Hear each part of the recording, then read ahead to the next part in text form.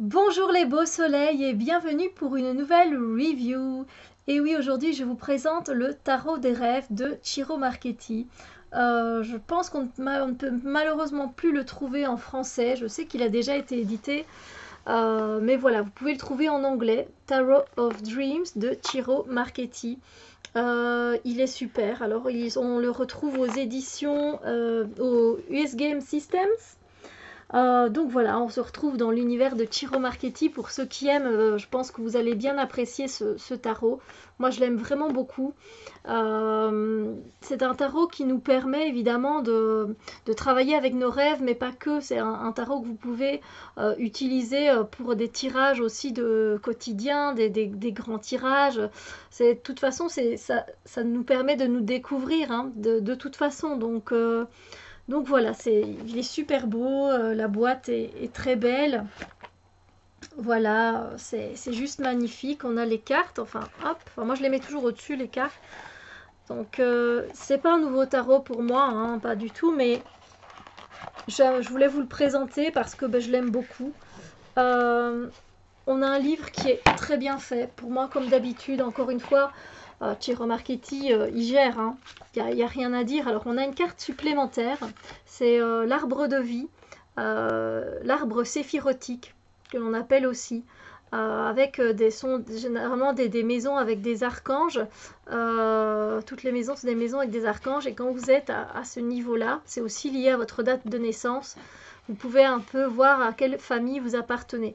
Donc si ça vous intéresse, n'hésitez pas à taper arbre séphirotique sur internet et essayer de trouver un article qui pourrait l'expliquer de la meilleure façon. Je suis sûre que vous trouverez. Ça c'est le dos des cartes.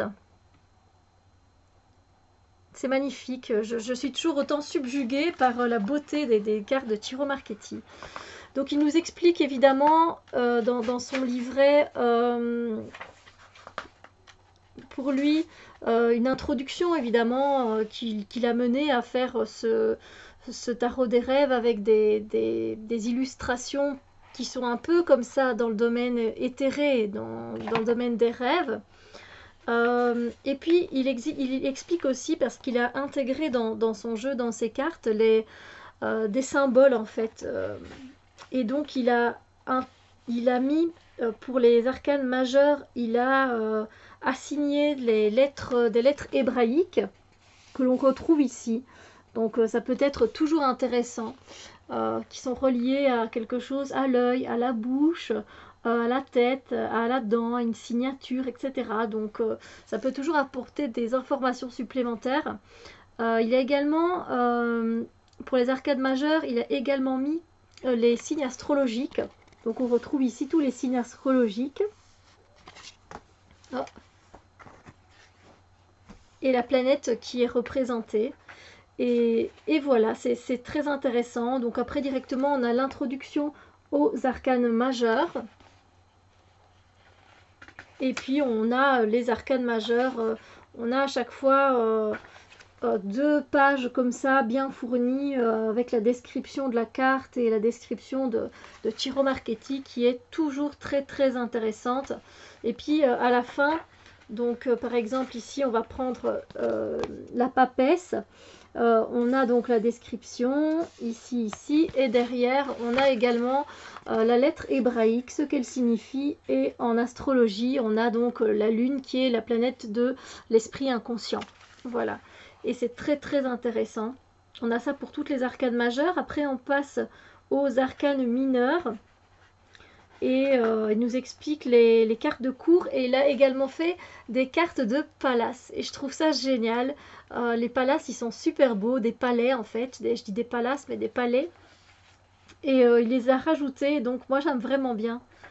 Et puis ici pour les arcanes mineures, par exemple si on prend le 4 de bâton, eh bien on a Vénus dans le signe du bélier par exemple.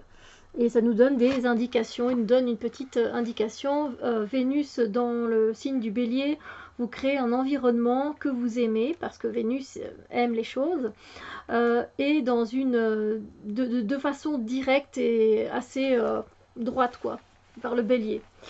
Donc voilà, c'est très intéressant, et donc c'est ainsi pour toutes les arcanes mineures. À la fin, on a un tirage, et lui il aime bien faire ça, c'est le tirage de l'histoire, c'est-à-dire qu'il prend 9 cartes, et j'ai déjà fait ce tirage là et c'est vrai que moi je l'aime beaucoup. 9 cartes, il en met 3 et il lit l'histoire qui correspond au tirage et avec les cartes, et ça dans l'ordre en fait, hein, il lit ça vraiment 1, 2, 3, 4, 5, 6, 7, 8, 9, et ça raconte généralement beaucoup de choses, et c'est un tirage très intéressant quand on sait le faire. C'est vrai, c'est vachement chouette.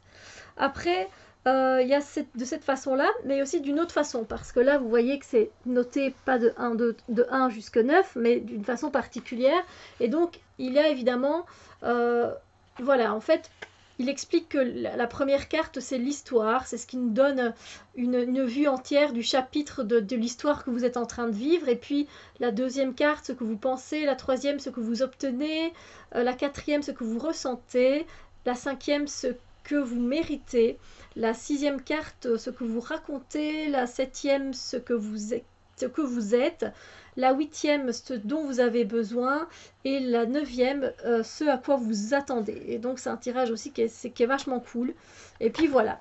Donc un livret vraiment bien sympa, comme d'habitude, je vous dis, parce que j'aime vraiment beaucoup ce que fait Tiro Marchetti, donc voilà. Les cartes sont de très bonne qualité, rien à dire, elles sont bien cartonnées, elles glissent bien, les bords ne sont pas colorés, et donc le dos des cartes, pour vous faire plaisir et pour me faire plaisir, on se le regarde encore une fois. Magnifique, magnifique, j'adore. Alors maintenant je vais vous montrer les cartes. Je les adore, j'adore travailler avec ce jeu, c'est juste un pur plaisir. Alors j'espère que la luminosité ne va pas faire défaut à ce beau jeu. Donc comme vous, oui évidemment on a voilà, des couleurs. Ici donc on a l'élément du denier qui est relié à l'élément de la terre. Donc ça c'est le symbole de la terre. Et là on a, c'est écrit en vert, représenter la terre. C'est magnifique. Là, je sais pas, je pense pas que je vais vous dire quelles sont mes cartes préférées parce que il y en a énormément.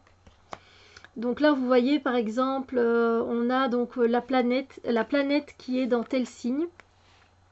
Ici, on a les épées qui sont représentées en bleu pour l'élément R.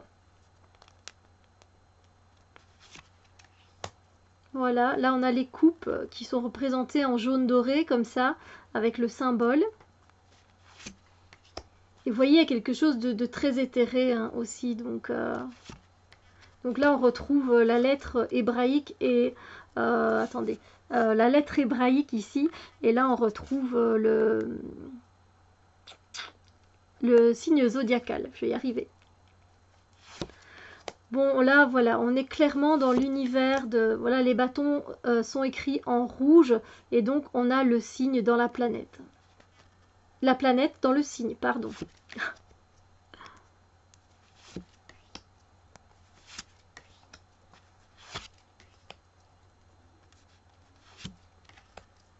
Moi, rien que les couleurs, c'est très vivant pour moi, alors qu'on est quand même dans le tarot des rêves, donc on aurait pu s'attendre enfin, à des couleurs un peu plus pastel, un peu plus aérées, un peu plus tempérées, et alors que ça reste très vif en fait.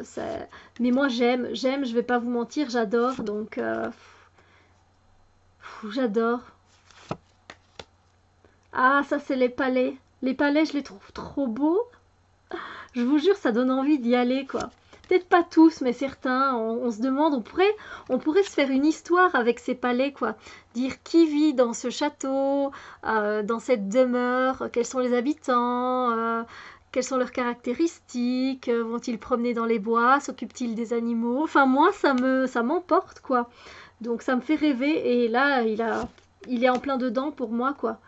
Donc il y a une ou deux cartes que je suis un peu moins fan, mais c'est rare quoi, parce que j'adore Tiro Marchetti. J'adore ce qu'il fait. Soyons clairs. J'adore ce qu'il fait, voilà. Là, le palais de bâton. et c'est bien, c'est super. On peut l'utiliser de différentes façons. Ce deck, il est riche. Il est riche parce que bon, on retrouve de l'astrologie, des lettres hébraïques, des couleurs. J'adore la roue de fortune. Elle est magnifique, représentée par les 4 éléments. Je l'adore. Oh. Et alors, si vous lisez la description de sa carte, vous tombez amoureux, c'est sûr.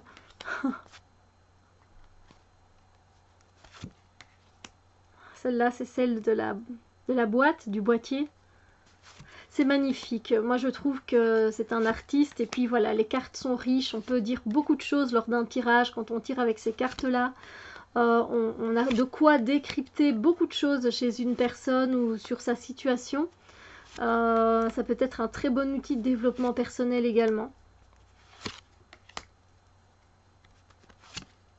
Parce que pour moi, le tarot reste un outil de développement personnel aussi. C'est pas que divinatoire.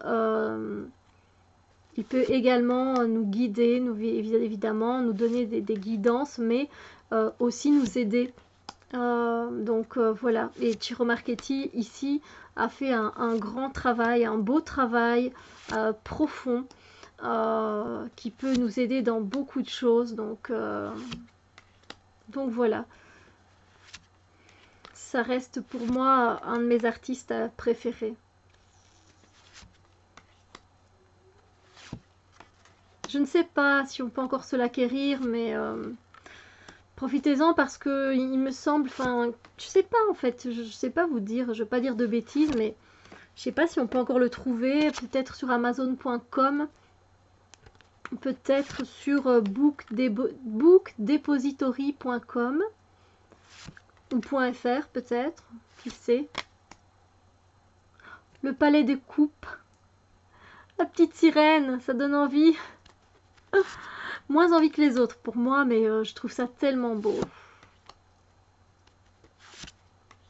Alors c'est vrai que Ciro Marchetti, on aime ou on n'aime pas. Hein. Parce que ben c'est un peu spécial, regardez les amoureux comme ils sont beaux.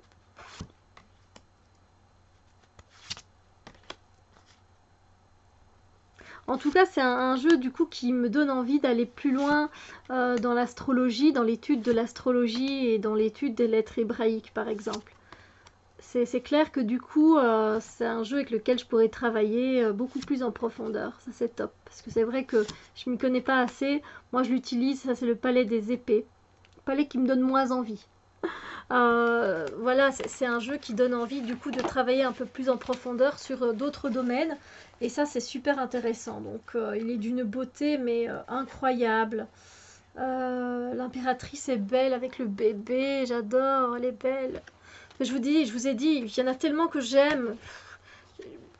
Je vais arrêter, ça sert à rien que je vous les montre, hein, je pense pas.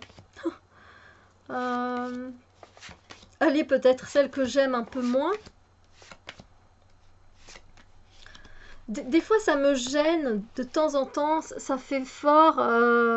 On voit que c'est un montage et que c'est le visage de quelqu'un qui existe vraiment. De temps en temps, ça me fait quelque chose, mais c'est pas non plus énorme. Vous voyez, là aussi, on voit que cette femme existe.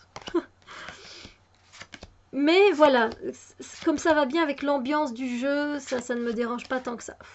L'étoile, je l'adore, elle est trop belle. Oh là là.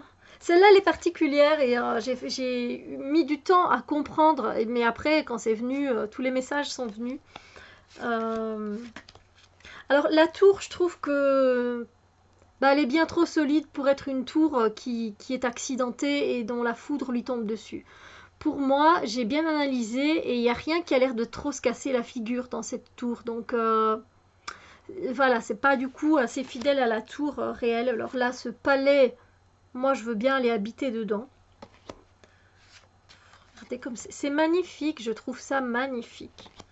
Celle-là, c'est celle qui me plaît un peu le moins. J'aime pas trop en fait le visage de la dame en question. Je sais pas si j'ai... C'est pas grave.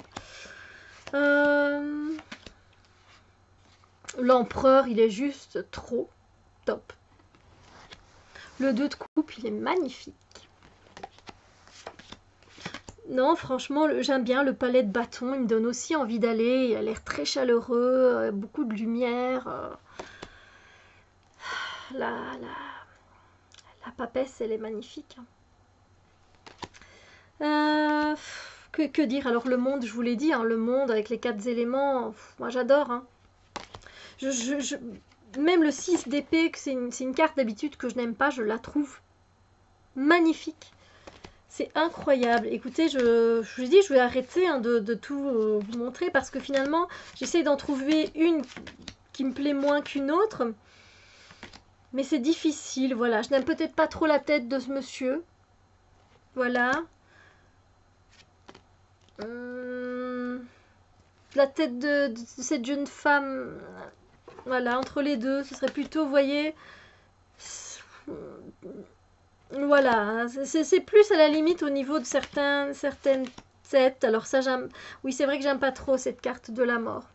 Je l'aime pas trop, son visage, ce monsieur me fait peur. Non, ça c'est vrai que c'est pas une carte que j'aime. Mais bon, la carte de la force, elle est très belle aussi.